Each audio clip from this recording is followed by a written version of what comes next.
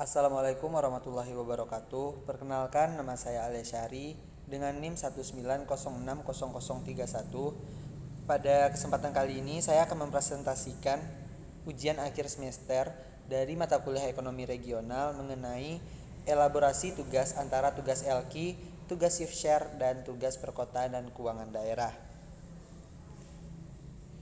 Yang pertama saya akan membahas tentang latar belakang.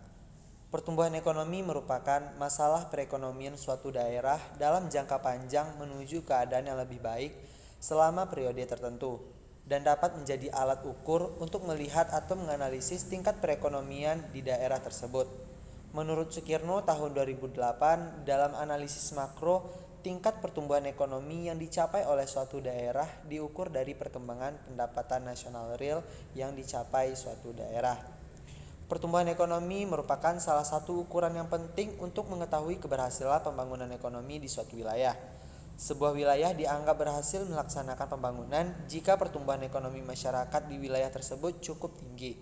Pertumbuhan ekonomi diartikan sebagai kenaikan GDP atau Gross Domestic Product tanpa memandang bahwa kenaikan itu lebih besar atau lebih kecil dari pertumbuhan penduduk dan tanpa memandang apakah ada perubahan dalam struktur ekonominya. Dalam konsep dasar ekonomi makro, indikator yang digunakan dalam mengukur pertumbuhan ekonomi adalah produk domestik bruto atau PDB untuk tingkat nasional dan produk domestik regional bruto atau PDRB untuk wilayah provinsi. Pertumbuhan dan peningkatan PDRB dari tahun ke tahun merupakan indikator dari keberhasilan pembangunan daerah yang dapat menggambarkan ada atau tidaknya perkembangan perekonomian suatu daerah. Yang kedua, saya akan membahas tentang deskripsi analisa potensi relatif daerah.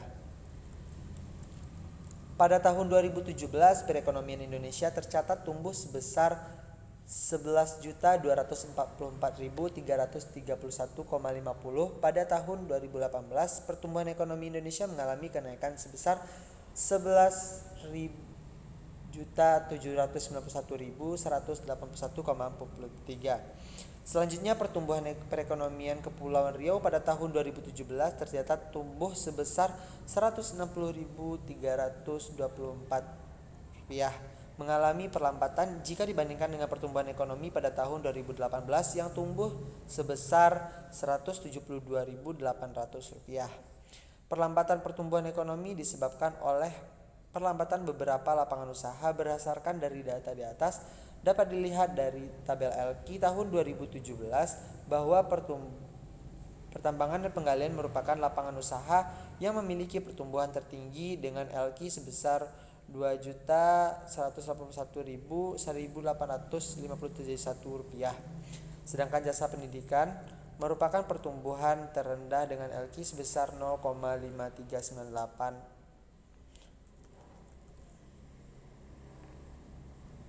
Selanjutnya saya akan membahas tentang studi literatur. Yang pertama, pengertian. Bagian analisis ekonomi regional adalah wilayah maupun sektor dan bukan melihat kegiatan individual. Ilmu ekonomi regional khusus membahas lebih spesifik mengenai wilayah yang mana tidak dibahas oleh cabang ilmu lain. Samuelson pada tahun 1955 mengemukakan bahwa persoalan pokok ilmu ekonomi mencakup 3 hal utama, yaitu what commodity shall to be produced and in what quantity, atau barang apa yang harus diproduksi dan berapa jumlah barang yang harus diproduksi, yang mana hal ini berkaitan dengan kekuatan permintaan dan penawaran dalam masyarakat.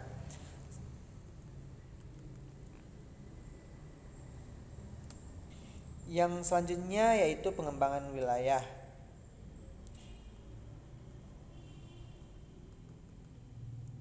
Berdasarkan pada Direktorat Pengembangan Kawasan Strategis, Ditjen Penataan Ruang, Departemen Permukiman dan Pemasaran Wilayah tahun 2002, prinsip-prinsip dasar dalam pengembangan wilayah adalah yang pertama, pengembangan wilayah growth center, di mana pengembangan wilayah tidak hanya bersifat internal wilayah, namun harus diperhatikan sebesar atau pengaruh atau spirit effect pertumbuhan yang dapat ditimbulkan bagi wilayah-wilayah sekitarnya bahkan secara nasional.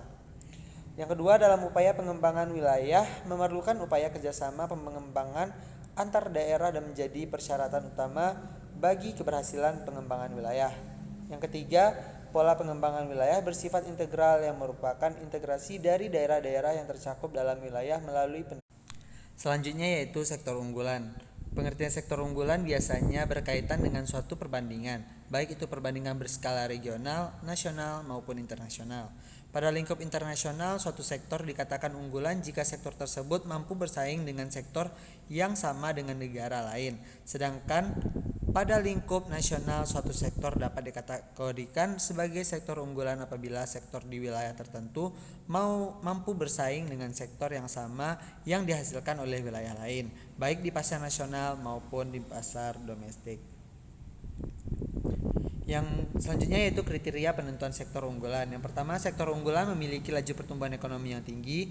Yang kedua, sektor unggulan memiliki angka penyerapan tenaga kerja yang relatif besar. Dan yang ketiga, sektor unggulan memiliki keterkaitan antara sektor yang tinggi baik ke depan maupun ke belakang. Yang keempat, sektor yang mampu menciptakan nilai tambah yang tinggi. Selanjutnya saya akan membahas tentang metodologi. Yang pertama yaitu location question atau LQ, di mana rumusnya yaitu LQ sama dengan XI per PDRB per X besar I per PNB, di mana X kecil I adalah nilai tambah sektor I di suatu daerah dan PDRB adalah produk domestik regional bruto daerah. Dan nilai X besar I adalah nilai tambah sektor I secara nasional dan PNB adalah produk nasional bruto atau GNP. Yang kedua yaitu regional share atau RIJ atau provincial share, di mana rumusnya yaitu RIJ sama dengan YIJ 0 dalam kurung YT per Y0 kurang 1, di mana RIJ adalah regional share sektor I di daerah J selama satu periode. Yang kedua, YIJ 0 adalah nilai tambah sektor I di daerah J pada awal periode. YT sama dengan nilai tambah seluruh sektor pada tingkat nasional pada akhir periode, dan Y0 adalah nilai tambah seluruh sektor pada tingkat nasional pada awal periode.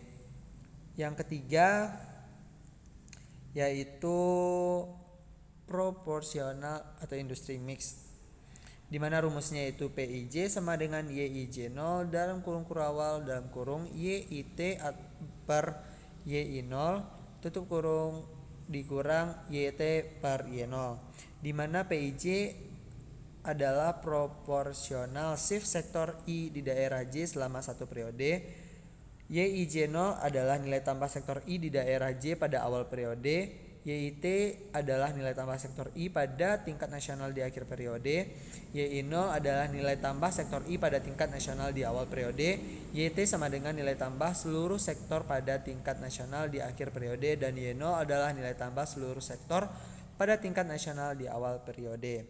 Yang keempat yaitu rumus differential shift atau DIJ, di mana rumusnya yaitu YIJ0 dikali YIJT dibagi YIJ0 dikurang YIT per YI0, di mana DIJ atau differential shift sektor I di daerah J selama satu periode. Yang kedua yaitu YIJ0, di mana nilai tambah sektor I di daerah pada J awal periode. YIJT nilai tambah sektor I di daerah J pada akhir periode. YIT nilai tambah sektor I pada tingkat nasional di akhir periode, dan YI0 adalah nilai tambah sektor I pada tingkat nasional di awal periode. Rumus yang kelima yaitu rumus PDRB daerah, di mana Y sama dengan C tambah MI dikurang M0, di mana Y sama dengan PDRB, C adalah konsumsi, dan M1 adalah arus uang masuk karena adanya ekspor, dan M0 adalah uang keluar karena adanya impor. Ini adalah hasil perhitungan. Yang pertama, analisis LQ terhadap PDRB Provinsi Kepulauan Riau.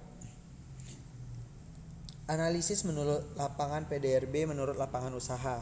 Pada tahun 2017, perekonomian Indonesia tercatat tumbuh sebesar 11.244.331 rupiah pada tahun 2018 pertumbuhan ekonomi Indonesia mengalami kenaikan sebesar Rp11.791.181. Selanjutnya pertumbuhan perekonomian Kepulauan Riau pada tahun 2017 tercatat tumbuh sebesar Rp165.320 mengalami perlambatan jika dibandingkan dengan pertumbuhan ekonomi tahun 2018 yang tumbuh sebesar Rp172.800.